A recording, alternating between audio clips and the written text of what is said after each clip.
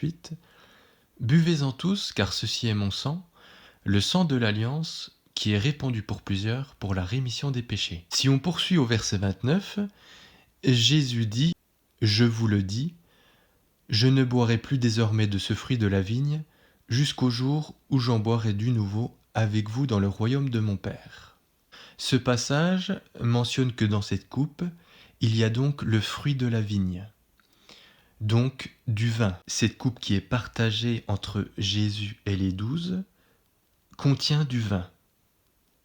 Le raisin rouge produit un vin rouge. Et cette couleur, justement, rappelle la même couleur qu'a le sang. Si on lit Deutéronome 32, verset 14, je passe un petit peu le début de ce verset pour prendre ce qui nous intéresse. « Et tu as bu le sang du raisin, le vin. » Donc on voit l'image justement du jus de raisin rouge, qui s'apparente à la couleur du sang, le sang du raisin, et ce sang du raisin, c'est le vin. Jean 15, versets 1 et suivant. « Je suis le vrai cep, et mon Père est le vigneron. Tout sarment qui est en moi et qui ne porte pas de fruit, il le retranche, et tout sarment qui porte du fruit, il l'émonde, afin qu'il porte encore plus de fruits. Déjà vous êtes purs à cause de la parole que je vous ai annoncée. Demeurez en moi, et je demeurerai en vous. Comme le sarment ne peut de lui-même porter du fruit, s'il ne demeure attaché au cep, ainsi vous ne le pouvez non plus, si vous ne demeurez en moi. » Donc dans ce passage, Jésus nous dit qu'il est le cep. Le cep de la vigne, c'est le pied justement de la vigne. Et son père est le vigneron. Les vignes appartiennent aux vignerons. Les vignes produisent du fruit, produisent du raisin. Vient le temps de la récolte, des vendanges. Ensuite sont pressés justement les raisins pour en sortir tout le jus. On le fait fermenter et ça donnera du vin. Et cette production est issue des fruits. Donc si le fruit est bon, la production, le résultat sera bon. Si les fruits ne sont pas bons, eh bien, le résultat non plus ne sera pas bon. Ce ne sera pas du bon vin. Sur un cep de vigne, il y a des sarments. C'est ces pousses que l'on voit, et ces pousses vont justement produire du fruit. Et Jésus nous dit, le sarment doit être attaché au cep s'il veut donner du fruit. Et c'est justement toute l'image qu'il faut demeurer en Jésus-Christ, donc rester accroché à ce cep pour justement porter du fruit. Et nous avons déjà vu comment nous demeurons en lui. Eh bien, nous demeurons en lui lorsque nous gardons les commandements, la loi donc, les 10 commandements, et que nous les appliquons. Donc ce que l'on peut voir déjà ici, c'est que cette coupe de partage qui contient du vin contient justement le fruit des œuvres du sarment qui est avec Jésus à ce moment, c'est-à-dire les 12 apôtres. Les 12 apôtres ont suivi et sont demeurés en Jésus-Christ. Ils ont donc produit du bon fruit. Et cette récolte, justement, est célébrée lors de ce repas. C'est une bonne récolte, c'est un bon vin. On va lire Jean 2, verset 3 et suivant. Le vin ayant manqué, la mère de Jésus lui dit : « Ils n'ont plus de vin. » Jésus lui répondit : « Femme, qu'y a-t-il entre moi et toi ? Mon heure n'est pas encore venue. » Ici, dans ce passage, ce que l'on peut comprendre, c'est que la mère de Jésus donc lui dit qu'il n'y a plus de vin. Et Jésus lui répond: Qu'y a-t-il? Mon heure n'est pas encore venue. Ce que Jésus dit par là, c'est tout simplement qu'il est lui-même le vin, puisqu'il image qu'il y aura une heure où il ne sera plus. Donc il parle, eh bien, de sa mise à mort. Le vin, donc, ne sera plus. On retourne à notre passage de Matthieu 26. Buvez-en tous, car ceci est mon sang. Eh bien oui, comme Jésus est lui-même le vin, eh bien voilà cette coupe du partage, c'est-à-dire que c'est une image que nous devons justement aspirer à ce bon vin, imiter Jésus-Christ. Donc suivre son témoignage, rendre ce même témoignage et faire les mêmes œuvres que Jésus.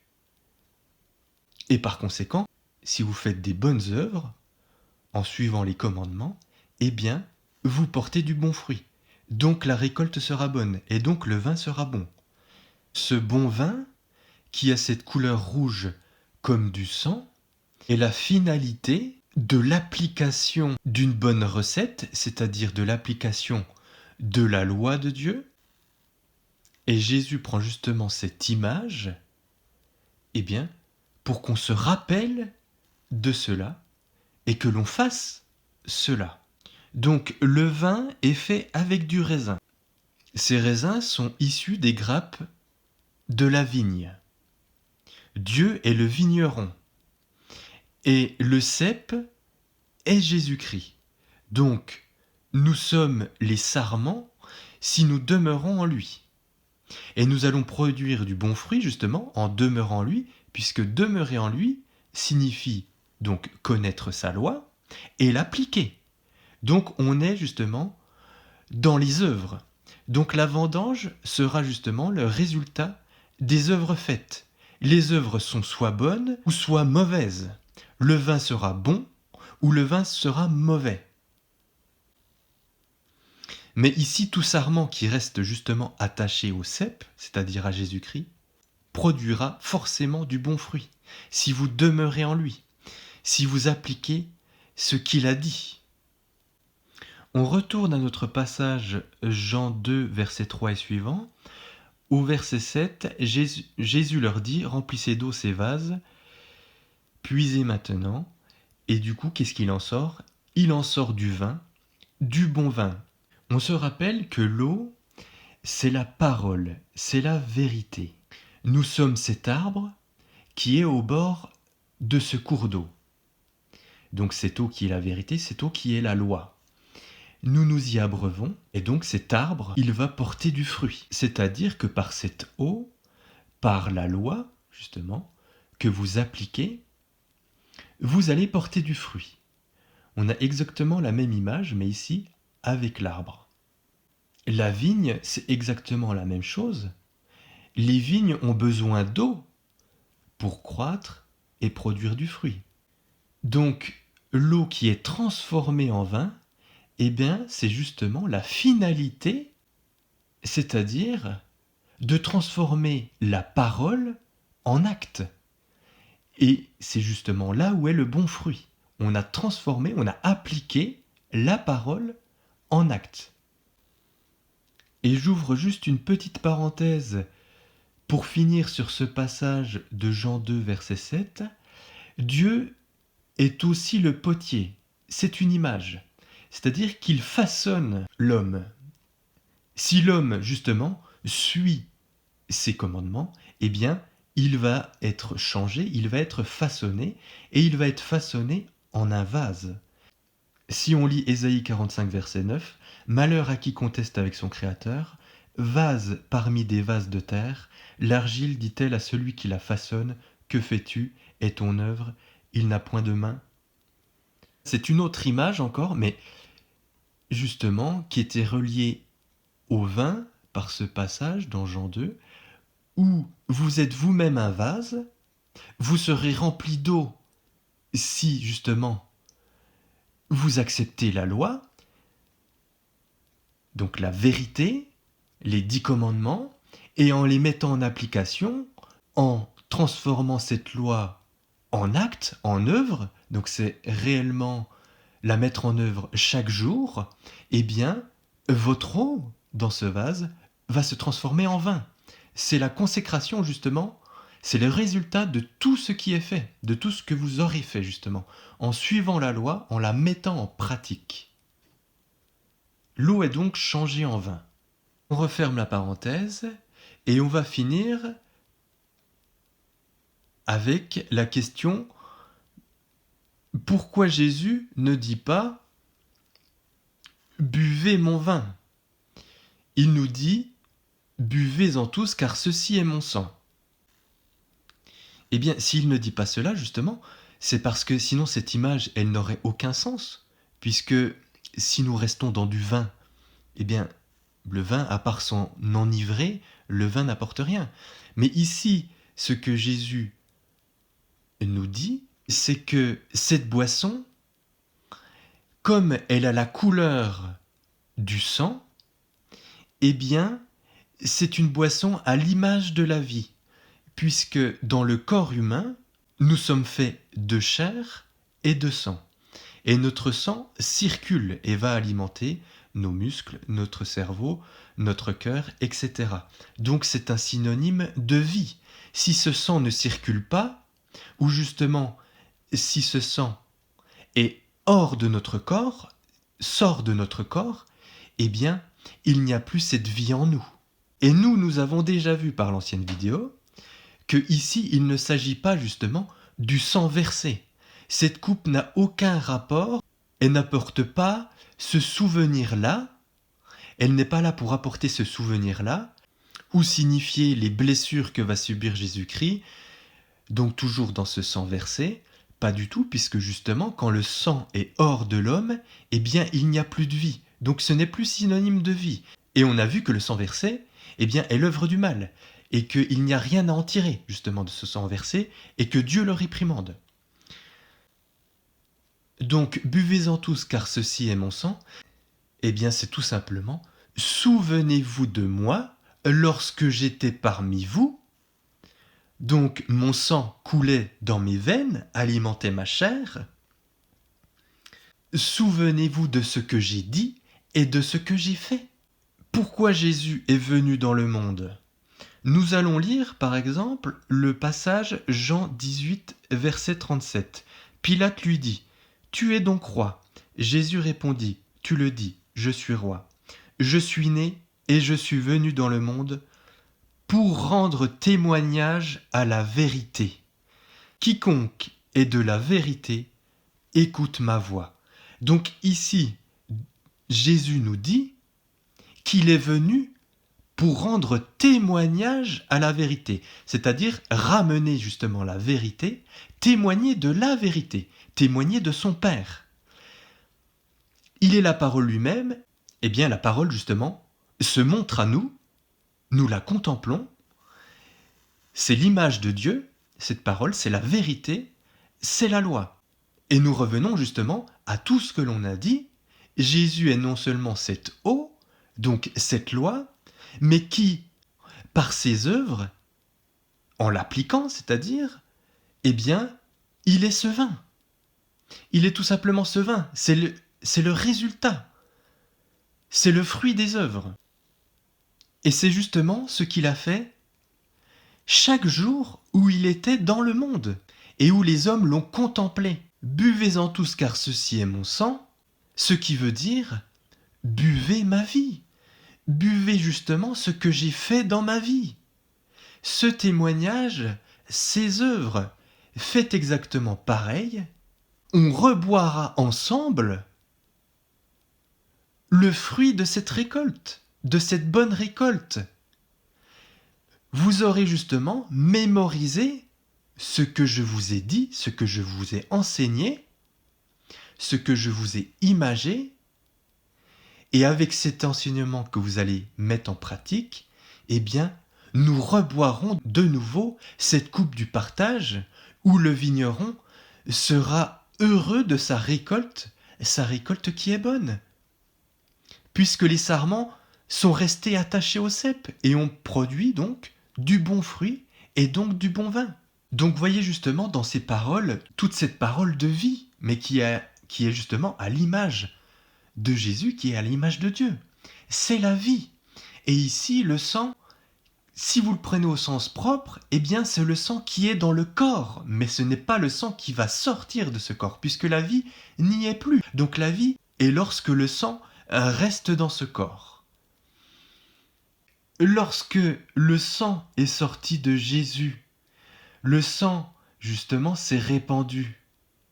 Eh bien, dans ce corps, dans le corps de Jésus, il n'y avait plus de vie.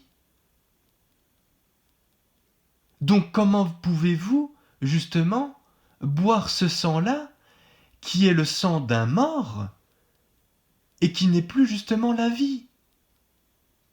Que ce n'est pas une œuvre à aimer, ce n'est pas une œuvre à adorer, à dire qu'elle est nécessaire pour notre rédemption. La vie n'est pas ici. La vie est dans le témoignage rendu par Jésus-Christ, donc c'est-à-dire lorsqu'il a été chaque jour parmi les hommes, lorsque son sang était dans ses veines, dans son corps. Donc cette coupe de partage, Jésus nous dit, eh bien, rappelez-vous de mon témoignage lorsque j'étais en chair parmi vous, lorsque j'étais rempli de vie parmi vous, et ce dont je vous ai témoigné. Rappelez-vous de cela et mettez cela en pratique. Et dernier passage que l'on va lire, Jean 6, verset 53, Jésus leur dit, en vérité, je vous le dis, si vous ne mangez la chair du Fils de l'homme et si vous ne buvez son sang, vous n'avez point la vie en vous-même. Au verset 54, celui qui mange ma chair et qui boit mon sang a la vie éternelle, et je le ressusciterai au dernier jour. Et en poursuivant encore, car ma chair est vraiment une nourriture et mon sang est vraiment un breuvage, celui qui mange ma chair et qui boit mon sang demeure en moi et je demeure en lui. La parole est venue en chair, donc la parole a été faite de chair et de sang.